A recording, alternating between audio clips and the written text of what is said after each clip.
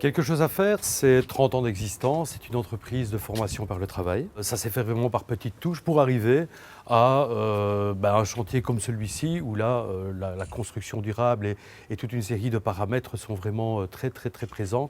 Donc c'était pour nous aussi un chantier, j'ai envie de dire entre guillemets expérimental, mais en même temps où le résultat et l'obligation de résultat doit être là. Nous sommes partenaires de Quelque chose à faire dans le projet des maisons passives et basse énergie.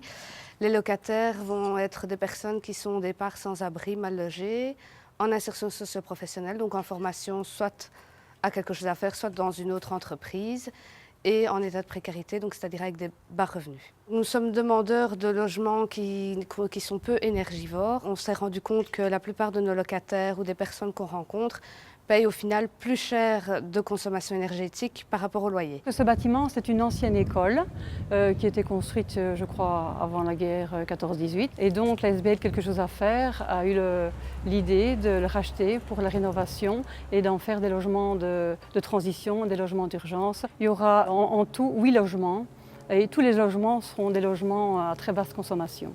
Quelque chose à faire, c'est spécialisé dans l'utilisation des matériaux écologiques et principalement l'insufflation de cellulose et également le revêtement sur les murs d'argile.